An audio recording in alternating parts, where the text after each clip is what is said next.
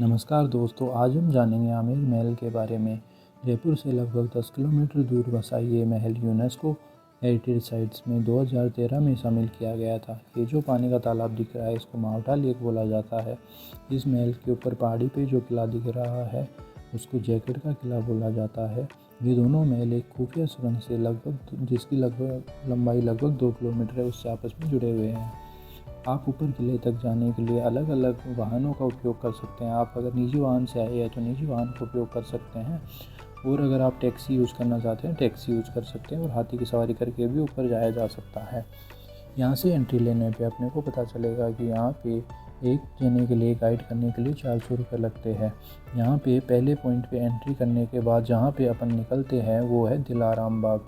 दिलाराम बाग एक दिलाराम नाम के व्यक्ति के ऊपर इसका नाम रखा गया। ये जो ग्राउंड है ये काफ़ी बड़ा है, ये 2 भागों में बटा हुआ है। ये ऊपर वाला हिस्सा है, इससे नीचे जाने पे इसके नीचे वाला हिस्सा है। ये ग्राउंड राजा और रानियों के लिए अपनी मनोरंजन का साधन हुआ करते थे। वो अपने मनोरंजन के लिए यहाँ पे होली, फाल्गुन और आदि त्योहारों पर प्रजा के साथ यहाँ पे एंजॉय किया करते थे।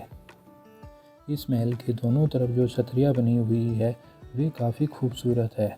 यहाँ पे आने वाले पर्यटक यहाँ की सुंदरता को देख के काफ़ी मंत्रमुग्ध हो जाते हैं। ये किला अपनी खूबसूरती के लिए बहुत ज़्यादा प्रसिद्ध है। ये मावठा झील है, इसके बीच में जो वो गार्डन दिख रहा है उसको केसर कैरी बोला जाता है। यहाँ पे केसर कैरी में महाराजा ने केसर उगाने का प्रयास किया था जो कि असफल रहा था। ये जो दिलाराम बाग है काफ़ी बड़ा है, और यहाँ पे काफ़ी पर्यटक दोपहर के टाइम आके अपना मनोरंजन करते हैं। यहाँ पे अलग अलग तरह के डिज़ाइन बनाए गए हैं जो कि मुग़ल शैली में चारबाग शैली से कॉपी किए गए हैं। ये बीच में से बड़ा सा महल जहाँ पे राजा महाराजा बैठा करते थे, और यहाँ पे काफ़ी अच्छा इस बाग को बनाया गया है। इस महल में जाने के लिए यहाँ से दूसरी साइड है जहाँ से अपन हाथी पे बैठ के भी ऊपर जा सकते हैं। हाथी की सवारी करके ऊपर जाने के लिए आपको 8 से 11 बजे के बीच में आना होगा, और प्रत्येक हाथी की सवारी का लुत्फ़ उठाने के लिए आपको 1500 रुपये की टिकट कटवानी पड़ेगी। यहाँ की हाथी सवारी काफ़ी प्रसिद्ध है क्योंकि यहीं पास में एक हाथी गांव है जहाँ पे हाथियों को पाला जाता है। उस पूरे गांव में हाथियों को ही पाला जाता है। ये सामने जो दीवार देख रहे हैं वो एक 11 किलोमीटर लंबी सुरक्षा दीवार है जो कि आमेर महल को चारों तरफ से घेरे हुए हैं। ये सामने जो खंडर देख रहे हैं यहाँ पे पुराने ज़माने में राज परिवार के मंदिरों में सेवा करने वाले पुजारी रहा करते थे, जो कि मानसिंह के द्वारा ये महल बनाए गए थे। अभी ये ख़राब अवस्था में पड़े हुए हैं। यहाँ से महल में एंट्री लेते समय यहाँ पे कुछ व्यक्ति अपने हाथ में ये जो बजा रहे हैं इसको रावण हत्ता बोला जाता है, और ये यहाँ पे काफ़ी फेमस है। इसके बाद यहाँ पे मंदिर में अपन एंट्री लेते हैं तो यहाँ पे काफ़ी सारी पेठे की दुकानें हैं। यहाँ पे मंदिर में पेठे का भोग लगता है, और माता के यहाँ पे बलि चढ़ाई जाती थी। जहाँ माता का मंदिर होता है वहाँ पे भैरव जी का भी मंदिर होता है जहाँ पे वाइन चढ़ाई जाती है। यहाँ से हाथी की सवारी करके जो व्यक्ति आते हैं वो आके इसी रास्ते से आगे जाते हैं। यहाँ पे घुसने के लिए ये जो द्वार यूज़ में लिया जाता है इसको बोला जाता है सूरज पोल, और ये जो ग्राउंड देख रहे हैं इसको बोला जाता है जलेब चौक। जलेब चौक यहाँ पे सैनिकों का परेड ग्राउंड हुआ करता था। सूरज पोल का नाम सूरज पोल इसलिए पड़ा क्योंकि यहाँ पे सूरज की पहली किरण आके पड़ती है। दूसरी साइड में जो गेट है उसको चांद पोल बोला जाता है क्योंकि चांद इसी दिशा से उगता था। ये ग्राउंड काफ़ी बड़ा है और यहाँ पे सैनिक अपने परेड किया करते थे। साइड में जहाँ पे छोटे छोटे रूम बने हुए हैं वहाँ पे घोड़ों को बांधा जाता था। यहाँ से एक तरफ मंदिर में आगे बढ़ने पर यहाँ शीला माता का मंदिर है जो काली माता का मंदिर है, जिसको राजा मानसिंह अपने अभियान के दौरान दक्षिण से लेके आए थे। 1975 तक यहाँ पे बकरों रोज़ एक बकरे की बलि चढ़ती रहती थी। 1975 बाद कानून बदलने के बाद वो प्रथा बंद कर दी गई। यहाँ से ऊपर जाने के लिए हम इस गेट से एंट्री लेते हैं। इस गेट से एंट्री लेने के बाद यहाँ से नीचे की तरफ देखने पर हमें जलेब चौक का खूबसूरत नज़ारा दिखाई देता है। ये जो महल दिख रहा है, यहाँ जोधाबाई का जन्म हुआ था और उन्होंने अपना वक्त यहाँ पे इस महल में बिताया था। ये जो पुराने महल दिख रहे हैं, वहाँ पे काफ़ी लोग रहा करते थे। अभी जो लोग यहाँ पे रहते हैं उनके महल अच्छी कंडीशन में है और जो जा चुके हैं वो खंडर हो चुके हैं। पर जो जयगढ़ का किला दिख रहा है वो भी इसी महल से खुफिया सुरंग से जुड़ा हुआ है। जयगढ़ महल सैनिकों का प्रैक्टिस के लिए वहाँ पे बनाया गया था। यहाँ पे सैनिक अपनी प्रैक्टिस किया करते थे। इसके बाद सिंह पोल से अपन एंट्री लेते हैं महल में।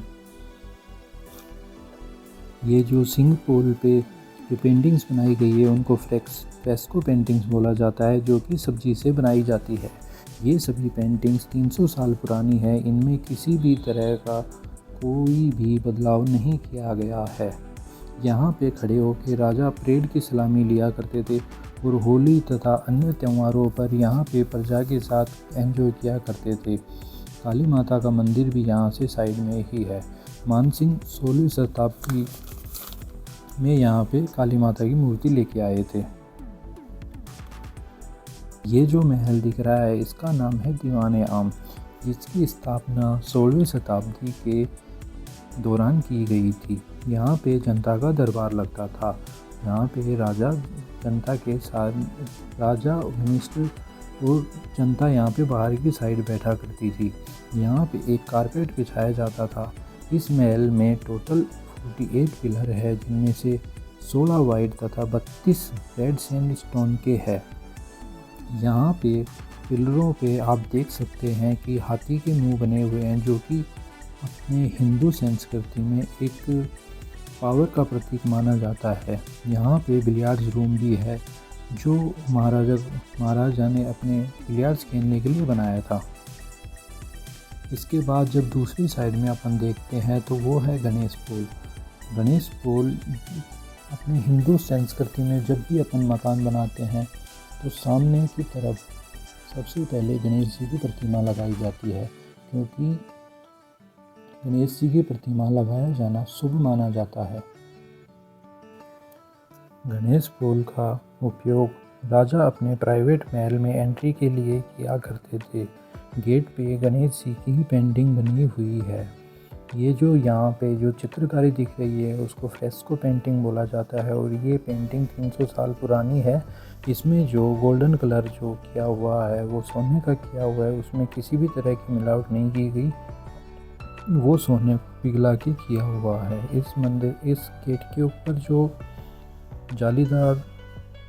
जालीदार कमरे दिख रहे हैं उनको सुहाग मंदिर बोला जाता है, जहाँ से रानियाँ जब भी राजा आता था उनका स्वागत किया करती थी तथा यहाँ पे होने वाली मीटिंग वगैरह को सुना करती थी। इसके साइड में जो कमरे बने हुए हैं उसको भोजनशाला बोला जाता है। यहाँ से आगे जाने के बाद हमें स्नान घर दिखाई देते हैं, जहाँ पे राजा रानी के साथ नहाया करते थे। इसके साथ में ही जो जाली बनाई हुई है वहाँ से हवा आती थी और रानी नहाने के बाद अपने बाल सुखाया करती थी। यहाँ से केसर क्यारी का खूबसूरत नज़ारा देखने को मिलता है, जहाँ पे महाराजा ने जम्मू कश्मीर से केसर के पौधे लगा के उनको उगाने का प्रयास किया था। ये झील भी उसको ठंडा रखने के लिए ही बनाई गई थी, लेकिन राजा को उसमें कोई सफलता नहीं मिली, क्योंकि केसर एक ठंडी जगह पे ही उग सकता। केसर को उगने के लिए एक ठंडा वातावरण चाहिए होता है। शीश महल को आमेर महल का सबसे खूबसूरत भाग भी कहा जाता है। इसको जय मंदिर के नाम से भी जाना जाता है। ये महल शीशों का उपयोग करके बनाया गया है, इसलिए इसको बोला जाता है शीश महल। इसके चारों तरफ पर्दे लगाए जाते थे। पर्दों के साथ खसखस खास लगाई जाती थी, उस पर पानी छोड़ा जाता था, जिसकी वजह से ये महल काफ़ी ठंडा रहता था। उस समय में पूरी दुनिया में शीशे बेल्जियम ही बेचता था, इसलिए 1634 में बेल्जियम से शीशे मंगवाकर यहाँ के लोकल कारीगरों से इस महल का निर्माण करवाया गया। यहाँ पे जो मार्बल लगा है उसको जोड़ने के लिए किसी भी प्रकार के चूने या सीमेंट का यूज नहीं किया गया है। इनको जोड़ने के लिए आयरन नेल्स का उपयोग किया गया है। शीश महल का उपयोग गर्मियों के समय में रहने के लिए भी किया जाता था। यहाँ से चारों तरफ मसाले जलाई जाती थी, जिसकी वजह से यहाँ पे खूबसूरत रोशनी होती थी। इसके साइड में ये जो देख रहे हैं, ये उस ज़माने में राजा रानियों के लेटरिन के रूप में उपयोग किया जाता था। शीश महल के चारों तरफ मसाले जलाई जाती थी, जिन मसालों से जो शीशों पे जो रोशनी पड़ती थी उससे मनोरम दृश्य बनता था, वो देखने लायक होता था। इस महल में दो साइड में आमने सामने दो बेडरूम बने हुए हैं, जो कि राजा जयसिंह और की दो अलग अलग रानियों के लिए है। इस महल के बीच वाला हिस्सा कॉमन हॉल हुआ करता था, जो दूसरी साइड में डाइनिंग हॉल हुआ करता था। किसी ज़माने में यह जगह मीना राजाओं की रियासत हुआ करती थी, जिन्हें कछवार राजपूतों ने 1037 में हराकर अपने कब्जे में कर लिया था। 1589 में इस महल की नींव रखी गई थी, जो कि साल 1727 तक कछवार राजपूतों का आश्रय स्थल रहा। इसके बाद सवाई जयसिंह ने जयपुर शहर को अपनी राजधानी बनाया। यहाँ से हम प्रवेश करते हैं राजा मानसिंह के महल में। यहाँ पे राजा मानसिंह ने अपनी रानियों के लिए 12 अलग अलग महलों का निर्माण करवाया था। राजा का महल दूसरी साइड में है, जहाँ से राजा किसी भी रानी के कक्ष में अपनी सुविधा के अनुसार जा सकता था। वो जब किसी भी रानी के कक्ष में जाता था तो दूसरी रानी को बिल्कुल भी पता नहीं होता था कि राजा किस रानी से मिलने गए हुए हैं। इस तरीके से इन महलों का निर्माण करवाया गया था। ये सीढ़ियों से एक दूसरे से जुड़े हुए हैं। ये महल काफ़ी खूबसूरत है। इसकी दीवारें अभी तक भी अपने अंदर एक इतिहास समेटे हुई है, जो कि इसकी आकर्षण का एक महत्वपूर्ण केंद्र है। ये किला अनेक भागों में बटा हुआ है।